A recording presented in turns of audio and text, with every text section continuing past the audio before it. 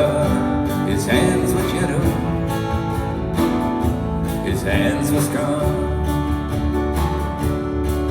Victor Jara was a peasant, worked from a few years old.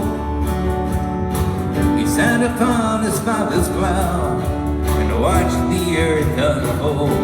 His hands were gentle, his hands were strong. Now when the neighbors had a way, oh, one of their children died. His mother sang all night for them, with Victor by her side. His hands were gentle, his hands were strong. He grew up to be a fighter against the people's wrongs. He listened to their grief and joy and turned them into songs. His hands were gentle, his hands were strong. Now he sang about the copper miners and those who worked the land. He sang about the factory workers, and they knew he was their man. His hands were gentle, his hands were strong. He campaigned for Allende, working night and day. He sang, take hold of your brother's hands, you know the future begins today. His hands were gentle, his hands were strong. Then the generals seized Chile, they arrested Victor then. They caged him in a stadium with 5,000 frightened men. His hands were gentle, his hands were strong. Victor stood in the stadium, his voice was brave and strong, and he sang for his fellow prisoners till the guards cut short his song. His hands were gentle, his hands were strong. They broke the bones in both his hands, they beat him on the head, they tore him with electric shocks, and then they shot him dead. His hands were gentle,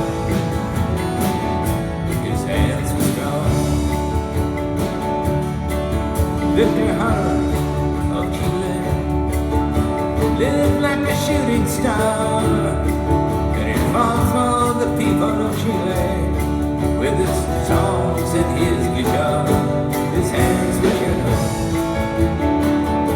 his hands were strong. His hands were gentle, his hands were strong.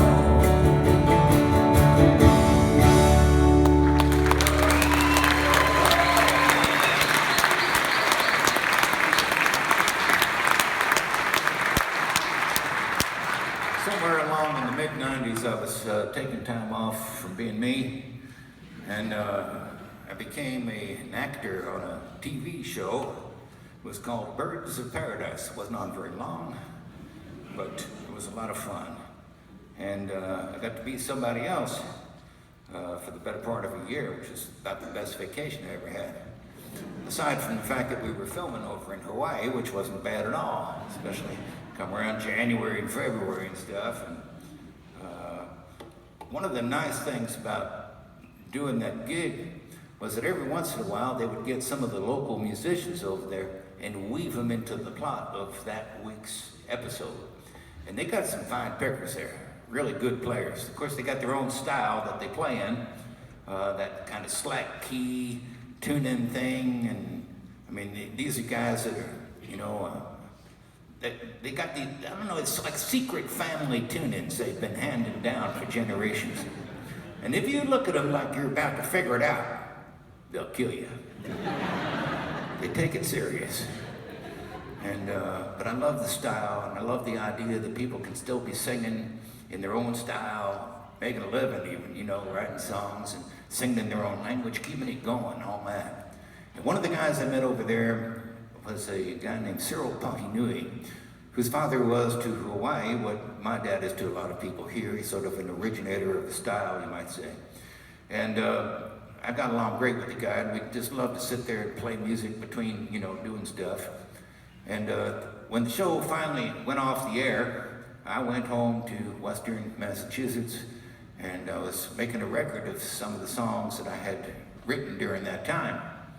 And I thought, man, it sure would be nice to have that guy play on some of these tunes, but he was all the way over in Hawaii, and everybody said, you can't bring a guy in from Hawaii to Massachusetts playing just a couple of songs.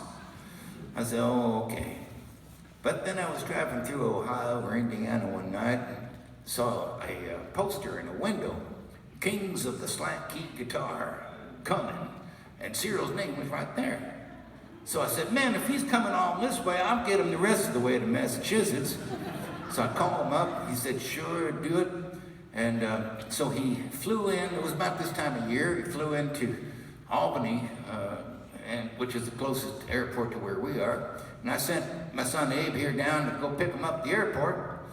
And Abe called me from the place there. He said, hey, Dad, the plane landed, and he was on it, but I don't know which one he is. I said, well, look for the one that's freezing. Walked right up to him. Wrote a little guitar piece, as it were. There's no words or nothing. A little guitar piece in that style for some of my friends there. And it's called the Holiday of Farewell.